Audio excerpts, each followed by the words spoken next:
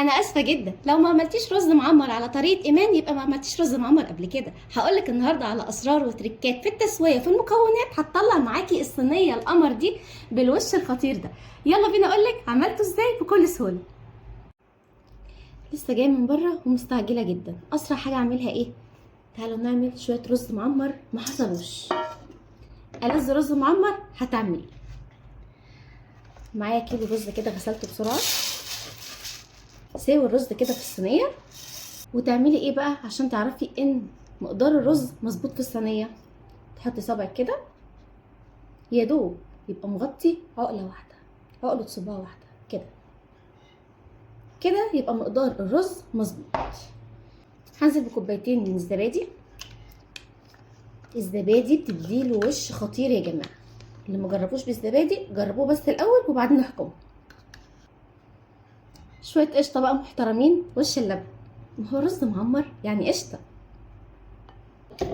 رشه ملح كمان رشه. نقلب بقى الجمال ده كويس قوي في الرز.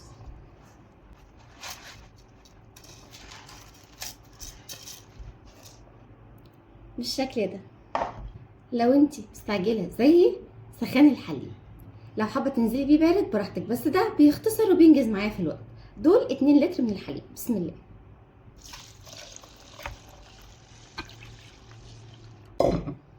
هندخله الفرن، لكن هنشغل الشوايه الاول على اهدى درجه لحد ما ياخد معايا وش ولون حلو، وبعد كده نشغل عليه من تحت.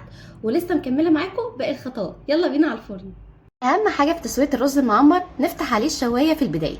اول ما الوش يتحمر بالشكل الجميل ده وياخد اللون اللي انتوا عايزينه هنقفل الشوايه ونشغل من تحت.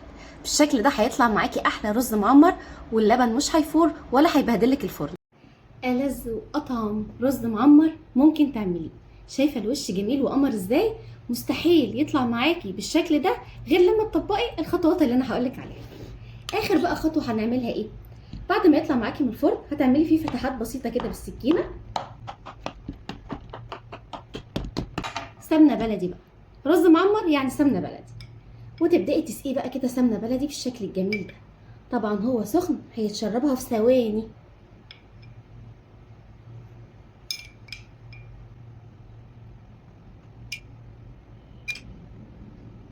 تميليه بقى كده يمين وشمال عشان يتشرب. لحظه واحده اجيبه لكم من قريب. ده بقى الوش القمر اللي انا بقولك عليه. شايفه الجمال؟ الوش بتاعنا طالع اللي هما بارد جميل ازاي.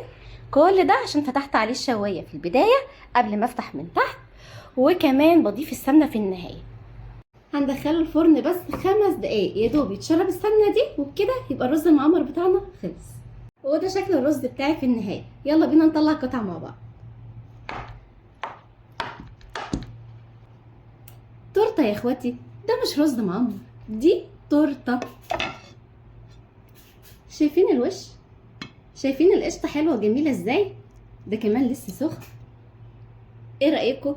يلا قومي جربيه على طريقتي، واكتبوا لي في الكومنتات بتحبوا تاكلوه مع ايه. انا عن نفسي بعمله معامله الكشري وباكله مع بطاطس محمره. انتوا بقى من فريق البطاطس المحمره ولا فريق اللحمه والفراخ والحمام؟ مستنيه ردكم في التعليقات. بحبكم جدا وباي باي.